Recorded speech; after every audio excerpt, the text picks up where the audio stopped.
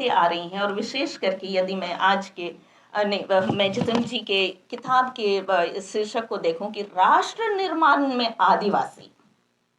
अब 78 साल के किसी व्यक्ति के संबंध में इतिहास लिखना थोड़ा सोचने की बात है। 78 साल का जो समय है, क्या उसमें किसी व्यक्ति के लिए इतिहास लिखा जा सकता है? शायद इतने फीट्स हों उनके कि लिखा जा सकता है, पर शायद नहीं। परंतु जिनका इतिहास, जिन लोगों का इतिहास, जो लोग किसी एक जगह के, मान लीजिए कोई टापू ही है, वहां हजारों साल से हैं, तो उसके बारे तो लिखा जा सकता है। परंतु फिर भी जितेंद्र जी ने बहुत ही सोच समझ के इस किताब का शीर्षक लिखा है कि राष्ट्र निर्माण में आदिवासी। और यदि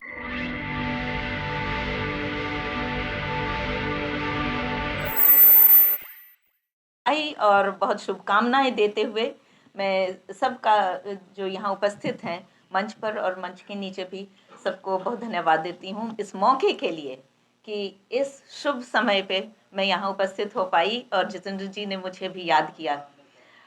मैंने इसलिए ये वाक्य कहा है क्योंकि अभी जब मेरा परिचय हो रहा था तो मैं तो पढ़ाती हूँ कंप्यूटर साइंस, और जितेंद्र जी इतिहास से आते हैं, उन्होंने किताब लिखी है। अब इस तरह के लेखन पठन इत्यादि में के साथ मेरा क्या सामंजस्य हो सकता है ना। परंतु यदि मैं एक बात बोलूं, चूंकि मैं एक आदिवासी समाज से आती हूँ, उरांव समाज से आती हूँ जो सेंट्रल इंडिया में है, और इसलिए कभी भी जो भी कि मेरे माता पिता से और बाकी समाज की पृष्ठभूमि के तहत मेरे लिए ये चुनौती या आह्वान था, आह्वान बोलूँगी, चुनौती नहीं, कि केवल साहित्य या समाजशास्त्र इत्यादि ना पढ़ा जाए और साइंस या मैथ्स और ये इन सभी विषयों को भी पढ़ा जाए, तो इसलिए मैं थोड़ा उधर निकल ली।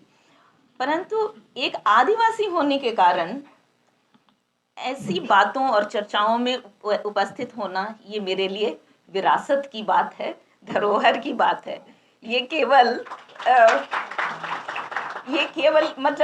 केवल अपने मतलब की बात नहीं है। जैसे कि एकेडमिक्स एक मतलब की बात हो सकती है, अपनी लाइवलीहुड उसी से आती है, हमारा दाना पानी उसी से चलता है। तो हमारे लिए आदिवासियों के लिए इसलिए ये मेरी सोच है, और इसी में मैं पिछले लगभग 40 साल से एंगेज रही हूँ। मेरी उम्र काफ़ी दिखाई दे रही होगी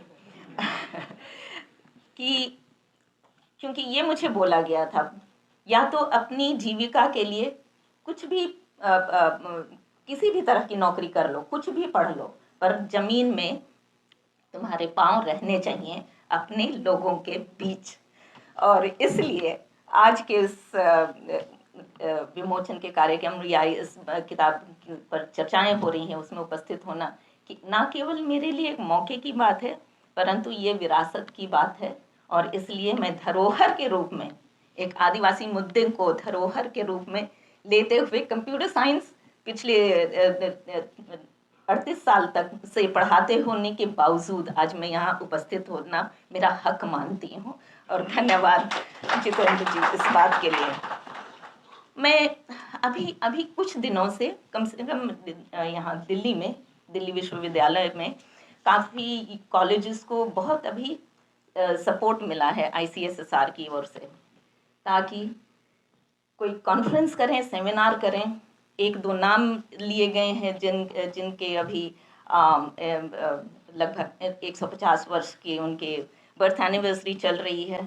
एक तो बिरसा मुंडा जी के नाम पर बहुत चर्चाएं, उनके नाम से चर्चा करने का मौका दिया जा रहा है, और दूसरे हमारे लौह पुरुष के भी नाम से देश में काफ़ी कॉलेजेस को मिला है, और इसलिए बहुत चर्चाएं हो रही हैं। और इन चर्चाओं के बीच पता नहीं उसका असली मकसद क्या है।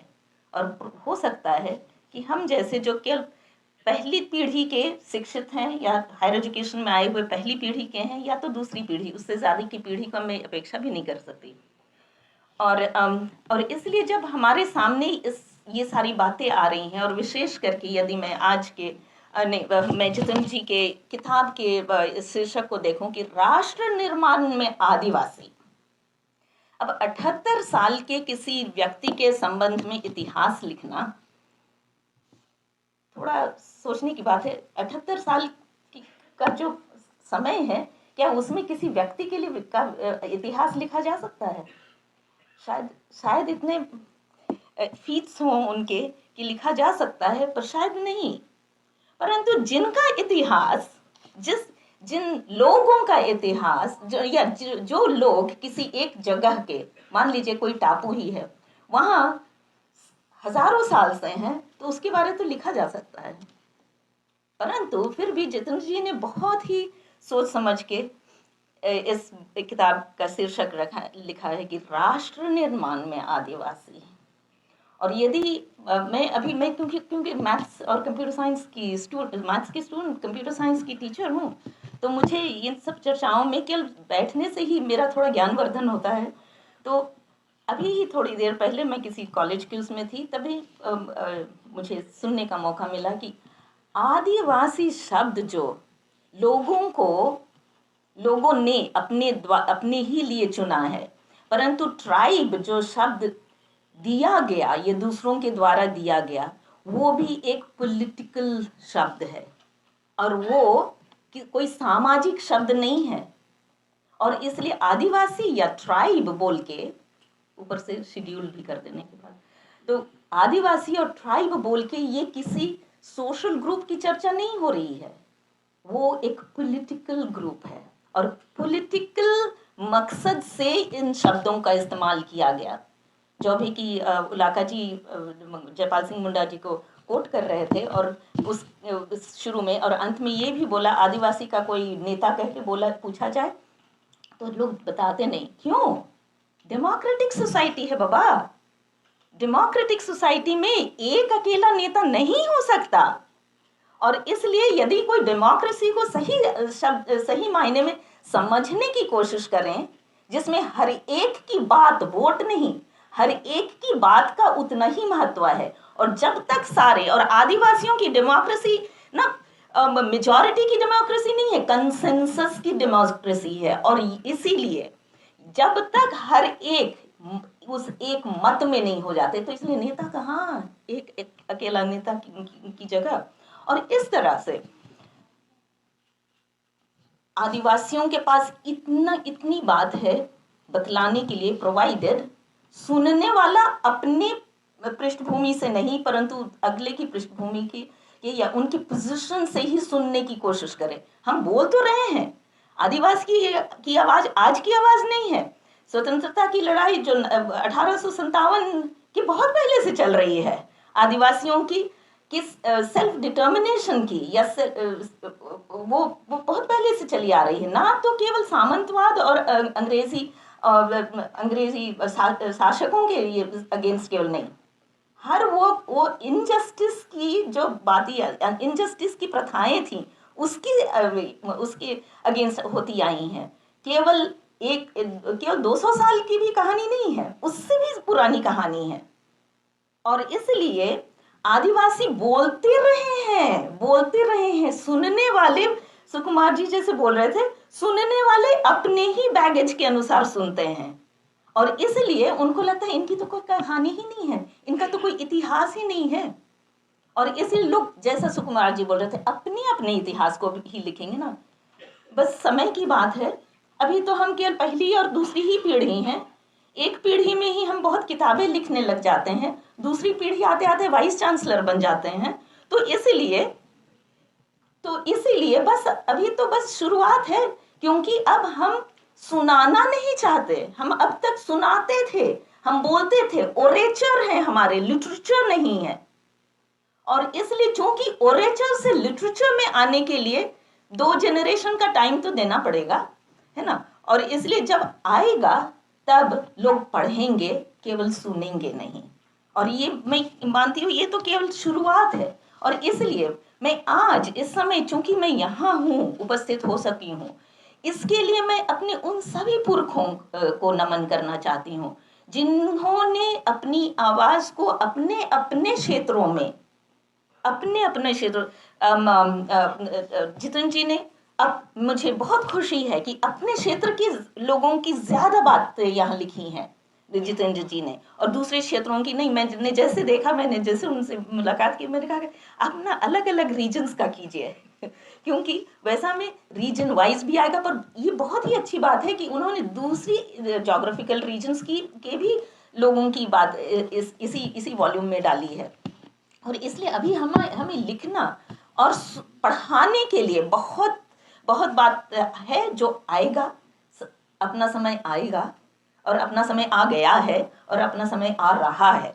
और इसलिए उन सभी मेरे पुरखों को, जिनको हम पूर्वज केवल नहीं बोलते, हम पुरखे बोलते हैं, मैं उन सभी पुरखों के को नमन करते हुए अभी शुभकामना देना चाहती हूँ जितेंद्र जी को, और औरों को भी, और जितने यहाँ पर युवा साथी लोग हैं, क्योंकि हर एक पीढ़ी का फिक्स समय होता है ना, और फिक्स थोड़ा फोकस भी होता है। और अभी जैसे मैं धन्यवाद देती हूँ जो मेरा परिचय में बतलाया गया कि यूनेस्को हर साल कुछ कुछ प्रपोजल्स को अप्रूव करती है रिसर्च के लिए।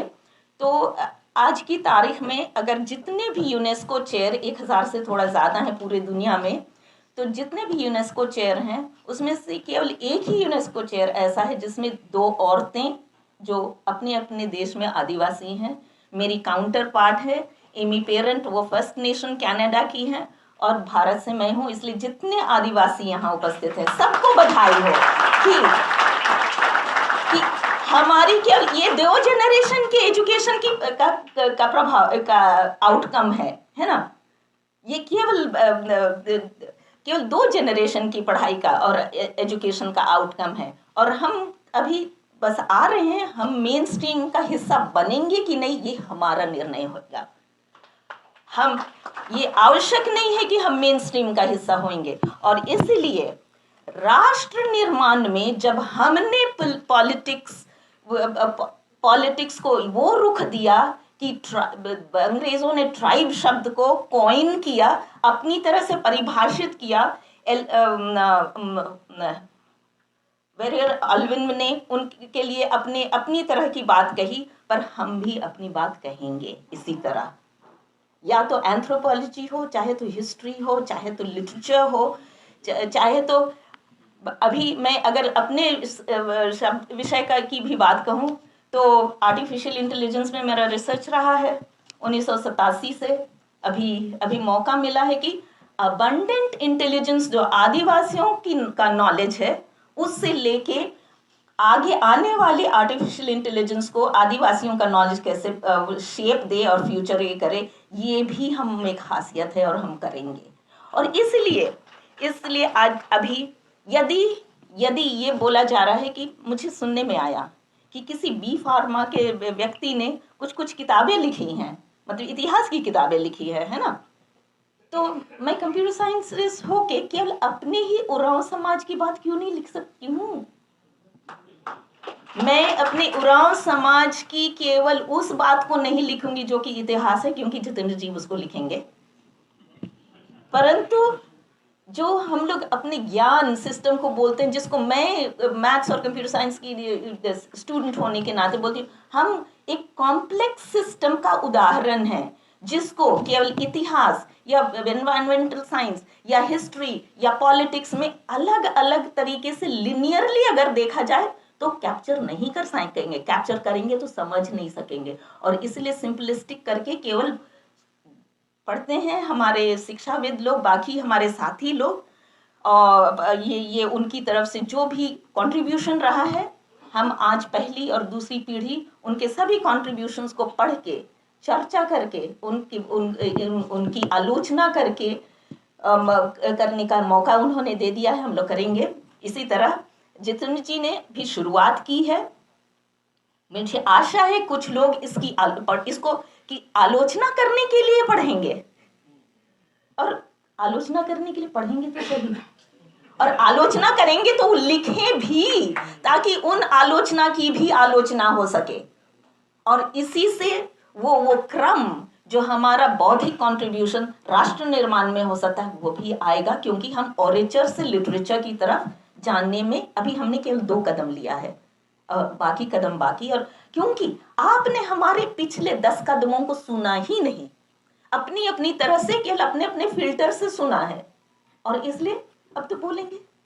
और इसलिए मैं फिर से धन्यवाद और शुभकामना देना चाहती हूँ जितेंद्र जी को कि अब इससे पहले तो जंगल बोलते थे, नदियां गाती थीं, हवा सुनाती थी, पर अब लोग पढ़ेंगे भी, क्योंकि लोगों को, विशेष करके मेन स्ट्रीम लोगों को, जो समाज, मैं यदि अभी बोलूं और किसी को वो हर्ट करता है तो माफ कीजिएगा, गैर आदिवासी समाज ने जंगल की कहानी को नहीं सुन के समझ पाया, नदी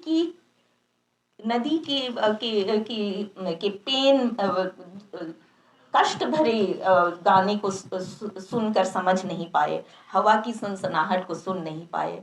तो अब जो लिखित में आएगा उसको जरूर पढ़िएगा, क्योंकि अब ये केवल जल, जंगल, जमीन से आदिवासियों को विस्थापित या अलग करने की बात नहीं होगी। अभी समय क्या है बताऊं, जितने भी यहाँ से शिक्षा और एकेडमिक्स में होंगे, अभी आदिवासियों के बीच में वो लाइनें खींची जा रही हैं जिससे हम अपने ही समाज से अलग कर दिए जा सकें, और इसीलिए जवाब हम देंगे लिखित में। और इन शब्दों के साथ मैं फिर से शुभकामना के साथ धन्यवाद देना चाहती हूँ जितेंद्र जी को कि आपकी तो बस शुरुआत है, अभी बहुत समय है।